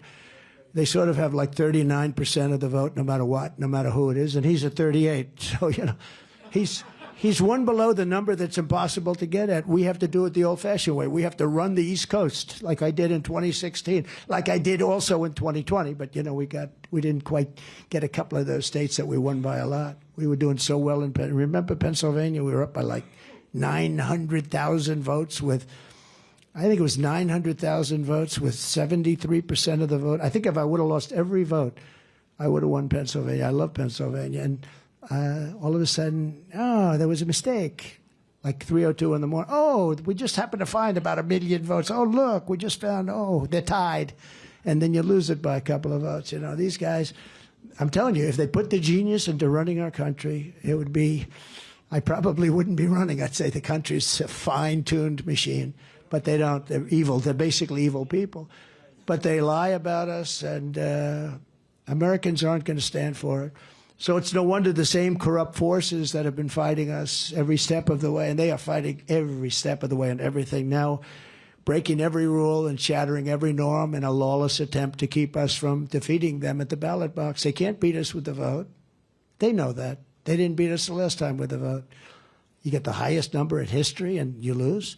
Where is John McLaughlin? Is he here? The great John McLaughlin? You know, he's the great pollster, the greatest pollster in the world. He's here. I know he's here, probably backstage. But he told me, wow, did you do great? And I said, well, but, you know, things happen. Even the polling, they had me down 19 points in Wisconsin, but I had just left Wisconsin, and I could see that we were doing so great. But they had me down, the Washington Post, ABC fake news. And I was down 19 points. And I said, I can't be. I just left. The people are going crazy. They love us. I said, why would they do 19 if they were going to cheat? Why don't you do 4 or 5, and it gives them credibility for the next election? He said to me, they don't care about the next election. If you do 19 points down, people won't vote. If you do 4 or 5 points down, people will vote because you have a chance. And it turned out I won the state. And yet I had this poll. And what they do is they do it to suppress the vote. There are so many different things. I mean, I have a head full of things. You could talk all day long about it. It's interesting. But, they say you're down. And if you're down enough, think of it. Why don't they do 4 or 5? Because people will vote for that, but they won't vote at 19 for that. Even if they love you, they'll stay home because they say, we don't want it. It's too cold. That's why I hear your night's going to be pretty cold next week. And 9 days, 8 days. So you just have to put on that warm coat and get out there. I said it to one of our people, and they said, oh, that's good news. I said, why is it good? Because their people don't have the enthusiasm to vote, and my people will walk on glass. They don't care, right? Right? They'll walk on glass. She's going to vote. You're going to vote? Yes? I have a feeling. It's interesting. I was just asking one of our people back there. They said, no, we'd love bad weather because the weather's not going to keep our people away. It's going to keep them away. And, they were supposed to have a rally at my hotel this morning, a Nikki Haley rally. And this sort of speaks to what I'm talking about because Biden had the same thing. He couldn't get people to a rally. So they were going to have a rally so that when I walked out of the hotel, they have, we love Haley, we love Haley. You know how many people showed up? 1 person. Secret Service said, sir, there could be a rally tomorrow morning. Nikki Haley's organized a rally at the front entrance to your hotel, so when you come out, it could get a little nasty. Oh, good. It's all right. I walk out, how's the rally? They said, we don't see anybody. I walk out, there's one guy. Guy goes, hi, President, hi. He's got a Haley thing. Hi, President. I said, vote for me. I said, I think he's going to vote for me, actually. No, so there's no enthusiasm. But when I said about the weather, they said the worse the better because we won't lose 1 vote. We got enthusiasm like nobody's ever had before. Joe Biden is really a threat, and he's weaponizing law enforcement for high-level election interference like our country's never seen before. We've never seen this before. This is Banana Republic.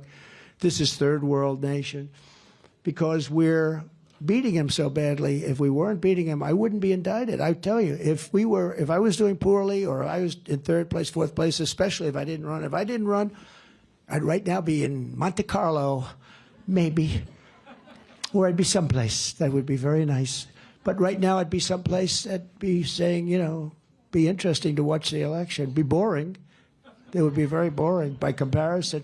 But I'd be someplace very nice. I have nice places all over the place, right? And it's really amazing to see what's happened. It's been really amazing. But I loved when they said it, that the worse the weather, the better, because we're not going to lose. They said he used the expression, they'll walk on glass. They don't care it's going to be a little bit cold that night. In the new Morning Consult poll, we're trouncing the Republican primary field with Trump at 66, just came out, DeSanctimonious at 11, and Haley at 11, so they're tied now. We're also leading big. And, the Des Moines Register was a fantastic poll that came out. And I only say fantastic if we're leading by a lot. If we're not leading by a lot, I either don't talk about it or discredit the poll. That poll doesn't mean a thing.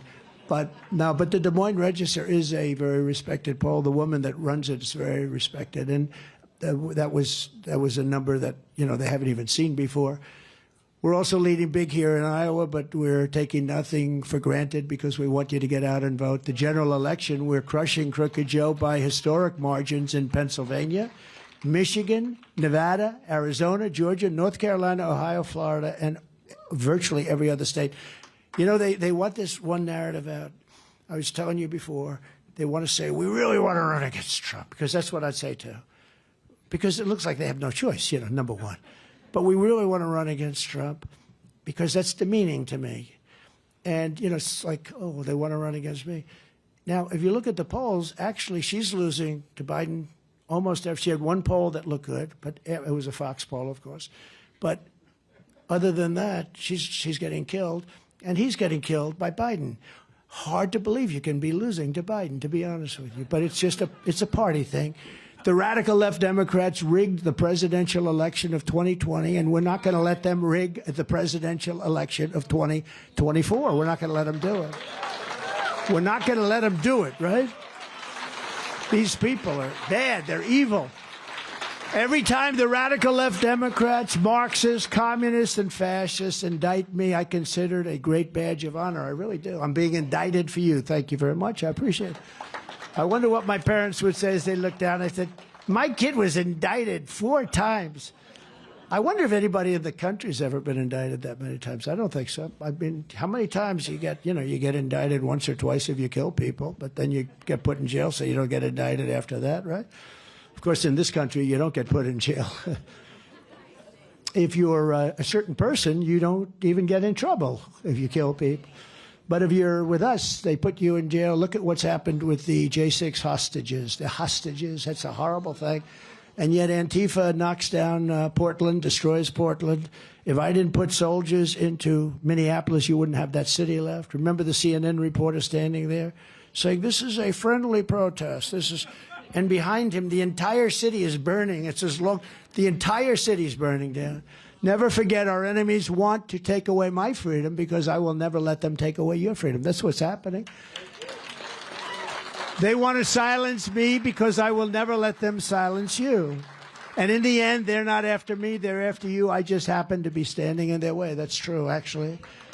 But this is far more than a campaign. This is the greatest political movement in the history of our country. Maybe in the history of the world, but let's just take our country. That's okay. Together, we ended the NAFTA disaster where you were getting ripped off, and especially the farmers in Iowa. That was a horrible thing. And you know why I know that USMCA is so good? Because they're trying, Canada and Mexico are trying desperately to renegotiate the deal. So don't do it. They shouldn't do it. But it's the best trade deal, they say, ever made. Actually, the deal I made with China might even be better. And I made a great deal with Japan. I had to break a deal with Abe. He was a great man. He was assassinated, but he was great. He was such a great guy, such a great leader. They loved him in Japan. But I went to him. I said, Shinzo, this deal is crazy. He said, I knew you'd be coming to me next. They lived with it for 25 years, ripping off our country. And he looks at me and goes, he didn't say like, we could. He said, all right. And I renegotiated the whole deal. He said, I knew you'd be coming to us. Billions, and we're talking billions of dollars. I took on communist China like no administration in history, bringing in hundreds of billions of dollars and pouring it into our treasury when no other president had gotten 10 cents from China. Not one president got anything from China.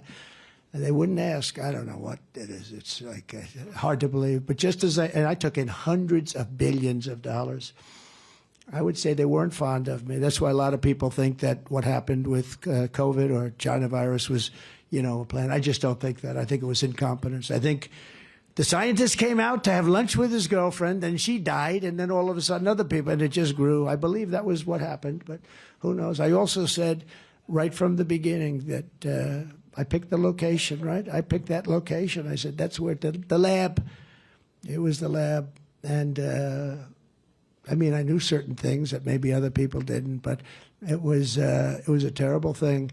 $50 trillion to the world. The world, many places were much harder hit than we were, and just nobody knew. This was like the hidden enemy. You couldn't find it.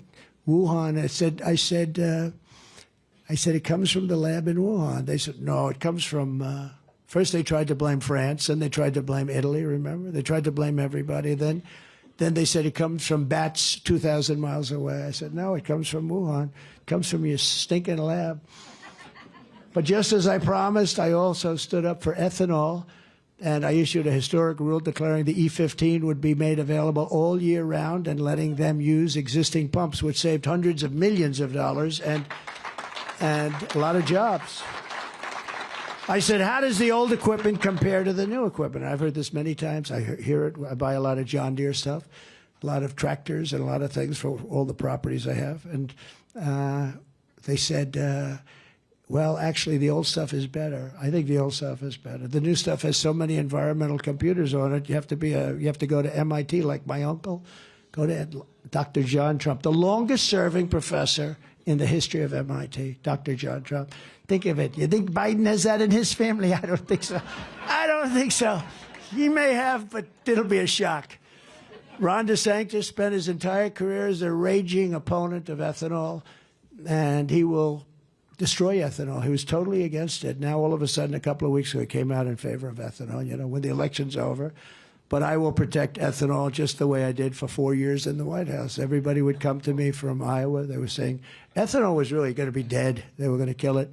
And I saved it. Before I even arrive at the Oval Office, shortly after we win the presidency, because it's we, not I, but after we win the presidency, I will have the horrible war between Russia and Ukraine settled. I know both of them very well.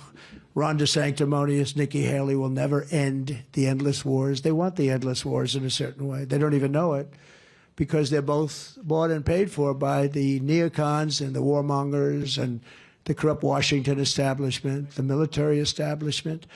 And they've never seen a war that they didn't like. Look at their stances on these things. It's ridiculous. Countries that don't want us there, countries that you've never even heard of. And we're losing our blood and we're losing our treasure doing this all over the world. We want to protect our country. And you know, those domes are starting to work. I didn't like it when Ronald Reagan suggested it because we didn't have the technology. We do have the technology now. And we're going to build a giant dome over our country to protect us from a hostile source. And I think it's a great thing, and it's going to all be made in the United States. And that's something that I consider productive. You know, when I watch our guys operate those things, it's unbelievable. Missile coming in, missile coming in. These geniuses sit down. Most of them are, you know, they're from MIT, but they sit down, bing, bing, bing, boom, it's gone. It's amazing. I think we could use it. Do you like that? I mean, isn't that better than giving other countries billions of dollars, billions? We're going to give billions of dollars to other countries and so they can build a dome, but we don't have a dome ourselves. We're going to have the greatest dome ever, but now we have the technology. We have unbelievable technology. Nikki Haley and Ron DeSantis both want to send your hard-earned money to bankroll endless conflict overseas. Just take a look at their votes. Take a look at Ron when he was a congressman. He had everything, just as much as they wanted. While they support real cutting of benefits, substantial cutting of your benefits and services for American citizens, especially for seniors. Under my leadership, we will turn the page forever on those foolish, stupid days of never-ending wars. They never ended. We're in Iraq for 21 years. We're in Afghanistan for 19 years. And we don't even fight to win. If you're going to be in, you got to fight to win. Remember in Iraq, I was a civilian then. But I used to say very strongly, I used to say, don't go in, don't go in, don't go in. But if you do go in, keep the oil. Well, you know who has the oil right now? That was one of the dumbest wars ever. Iraq and Iran were the same. They were the same power. You had Saddam Hussein, and I will say, they hung that sucker, and he looked at him and he spit in their face. You know, he wasn't begging. He wasn't saying, please don't do this to me. He spit right in their face, but, you know, tough guy. But you had Iraq and Iran, and they were almost identical.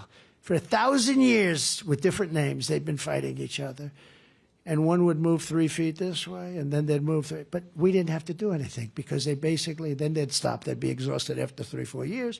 Then they'd start. This went on for hundreds of years. Then we go in and we obliterate one side. And now the other side's a great power. We should have never done that. We should have never gone into the Middle East. We should have never gone into the Middle East. And we didn't need to. We were in the Middle East for one very strong reason. We needed their oil. But we have more oil than they have. But we didn't use it. And maybe we didn't even know that. Maybe we didn't even know how much we have. But we have far more oil than they have. But we were in it for the oil. And we have to protect Israel, too. Second reason, we have to protect Israel. Let's even say that's the first reason. Maybe I'll say that's the first reason. Because we don't need their oil. It's funny, when, you know, you were totally energy independent under me. We're going to be energy dominant within a matter of months. We're going to be dominant all over the world. We were dominant. We went to #1. We were in 4th place. And after about 1.5 years, we were #1. We passed Russia and we passed Saudi Arabia by a lot. But we were going to be #1 for a long time. We were going to make so much money with that oil. We were going to send it all over. It's going to be great. Now these lunatic, radical left, Green New Deal scammers are, you know, the concept of oil is just so. It's our greatest form of wealth. I mean, what you can do with that, you'll pay off your $35 trillion in debt. You'll do things that you wouldn't have even believed possible. And we have the best oil, too. You know, it's not just the quantity. We have the best. Canada has a lot, but it's very similar to Venezuela. It's tar, you know, it's called the sand. the sand dunes, and it's a very expensive process to refine it. But we have the best oil. We have the most oil. We will restore peace through strength. It can be done through strength. You don't have to necessarily send people to die. You have to be prepared to do things, but I think it'd be very unlikely we'd ever have to do it. I'll end Biden's inflation nightmare, save our nation from debt. We had no inflation, think of it. But we will drill, baby, drill. We'll be making so much money. We'll be making so much. We have something that nobody has. China doesn't have it. China doesn't have it. China has everything they need for batteries, but they don't have a thing called gasoline.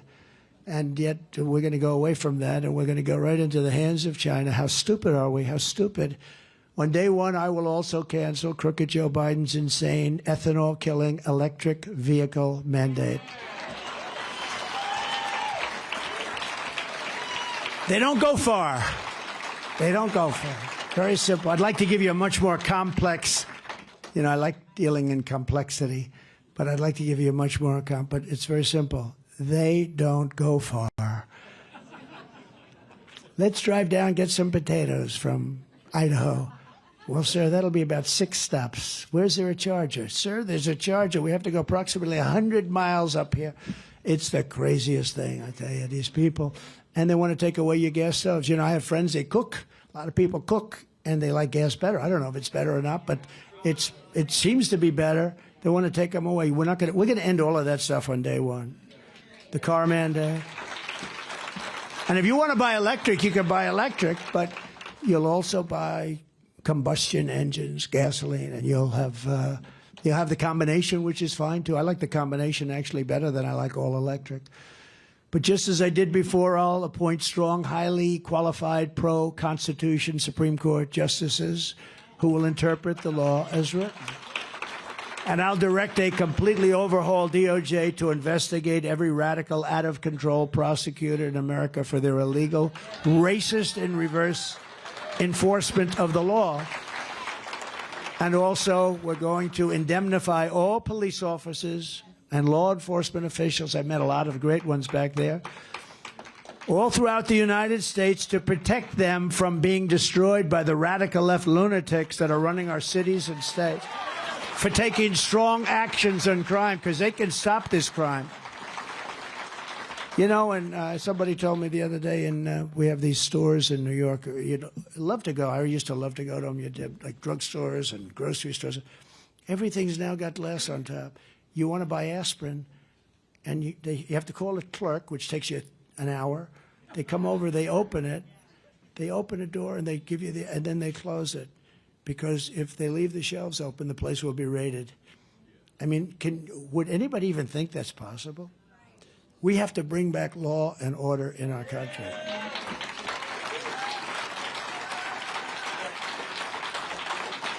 And we're going to rebuild our cities into beacons of hope, safety, and beauty, better than they've ever been. We'll work with the Democrats. We'll work with the Democrats because they run those cities, and the cities are terrible. What's going on? You look at the crime rate. It's we've never seen anything like it. And they're dirty, filthy dirty. It's horrible what's happened to our cities.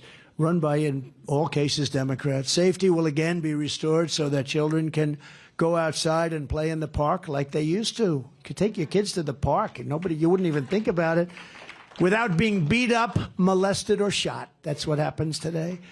And we're going to fight for much better health care than Obamacare. Obamacare is a catastrophe. Nobody talks about it. Without John McCain, we would have had it done. But John McCain, for some reason, couldn't get his arm up that day. Remember? He goes like that. That was the end of that.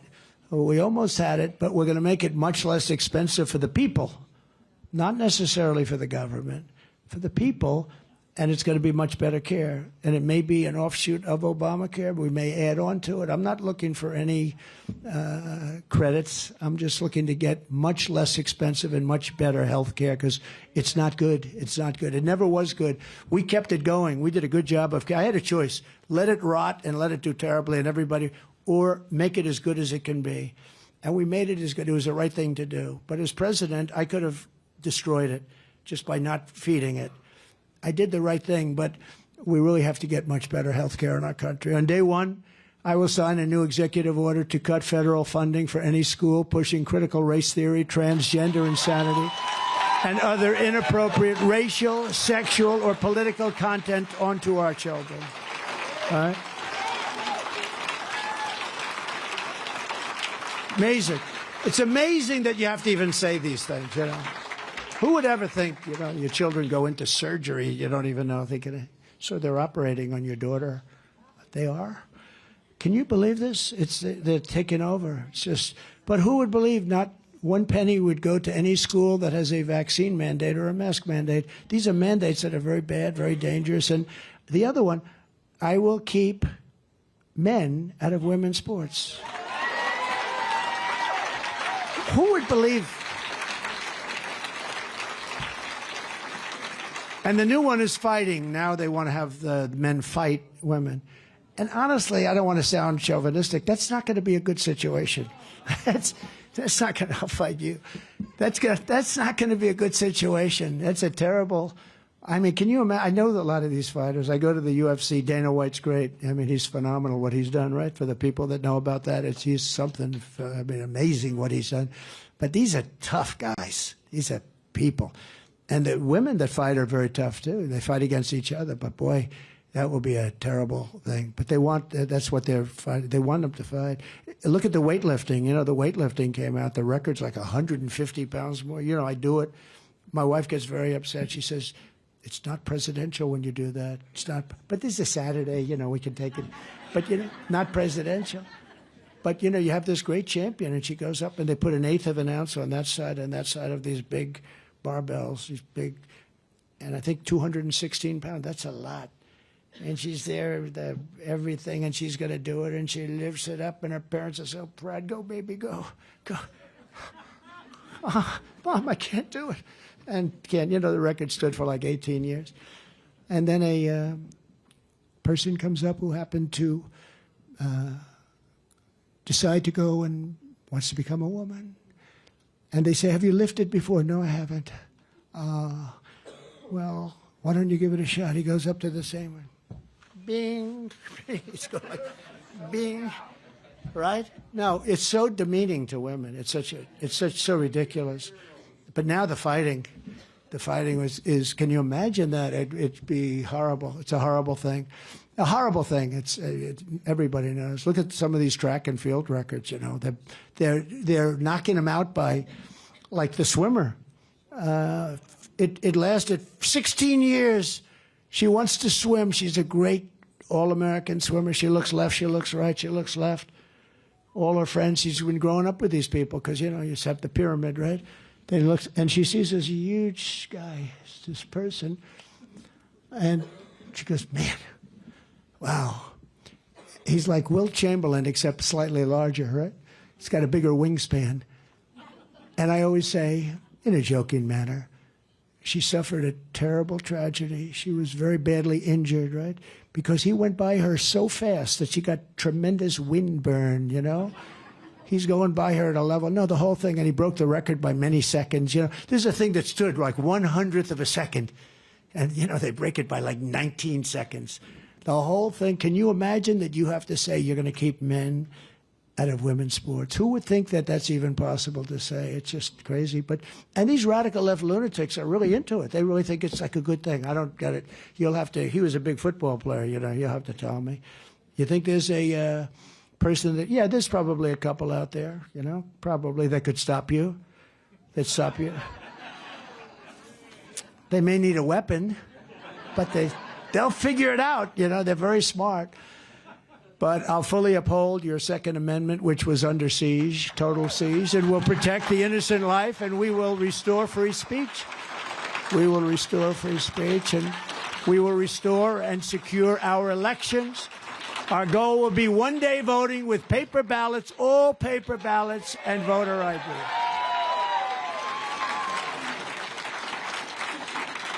And every governor should do that right now. Every Republican governor should do that right now. There's no reason for them to wait because our elections are a disgrace. But until then, Republicans have to win. So if you took the 10 worst presidents, remember this, I say it all the time. I used to have it 5 worst. Remember, I do top 5. But I said, it's nothing compared to the damage that he's doing. If you took the 10 worst presidents in the history of our country and you added them all up, all of them, they will not have done the damage that crooked Joe Biden has done to our country. You could take the 10 worst presidents. I mean, what he's doing at the border, and it's a very difficult problem. You know, we're going to deport people, but, you know, when you have 15, 16 million people, this is not like a simple thing to do. What they're doing to our country is incredible. This is not it'll be the largest deportation in history. But this is a very difficult thing. You know who was a big, strong person on that is Dwight Eisenhower. He deported a tremendous number of people. Who would think? But he was very much, he was right. But it's nothing like this. And he didn't have people coming in from prisons and mental institutions. He just had people coming in. So if you want to save America from crooked Joe Biden, then get every patriot you know, make sure they're registered Republicans and get them out to vote in their local precinct caucus and you got to do this 7 p.m. on Monday, and I'll see you there if you're in the one that I'm at. They don't want me to tell you the one I'm at. You know why? They got a couple of things going. They don't want really, but I'll be here. I promise you. I'll be in the state, and we're going to all work together. I'll be careful. I may be there. So it's Monday, January 15th. Remember, you're first in the nation because I kept you there. Nobody else. Nobody else. People like to say, oh. And the Democrats, remember the Democrats, they left. They took off.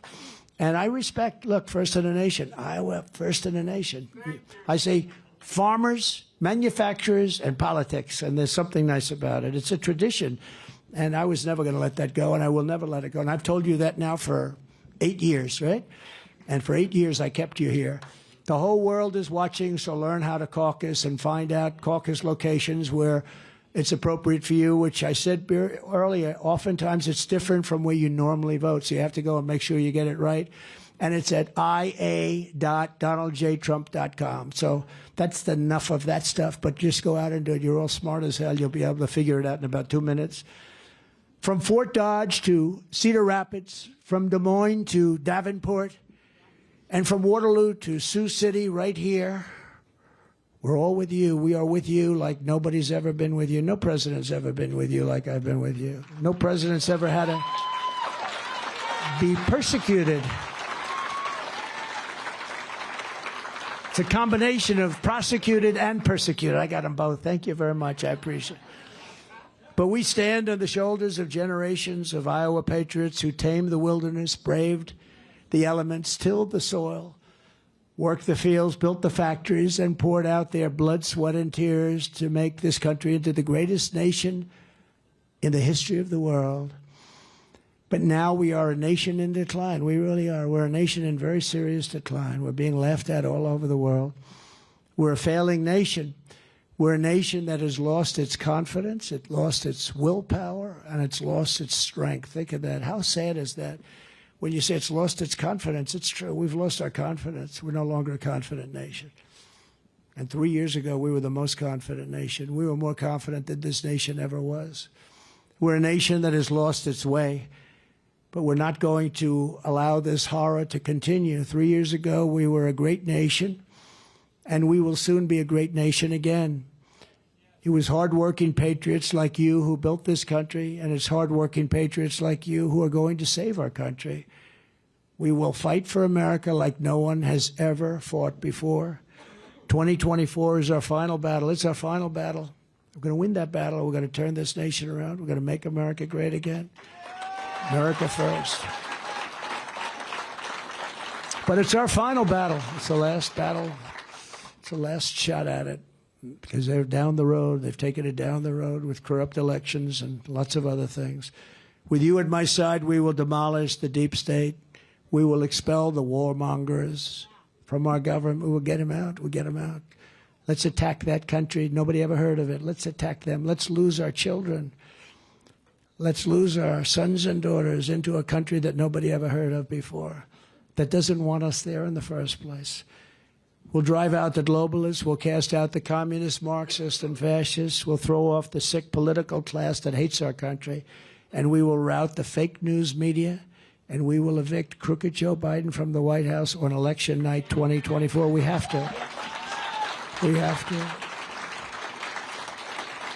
to. We have to. The great silent majority is rising like never before, and under our leadership, the forgotten man and woman will be forgotten no longer. You'll be forgotten no longer. Remember the term? I'd use it in 2016 a lot, and they were not forgotten. They were not, but now they're forgotten again. We will love our country. We will take care of our country. We will pray to God for our strength and for our liberty. And we will pray for God, and we will be with God.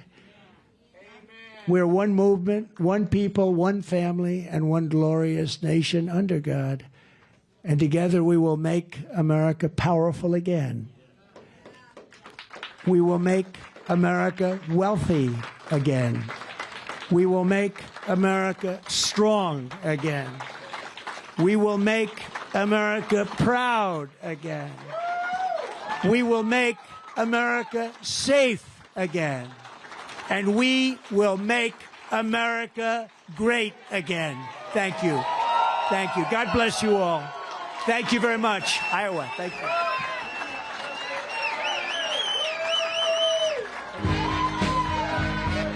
I gotta see it. Hey, can they get that from that picture? Do me. No, I just.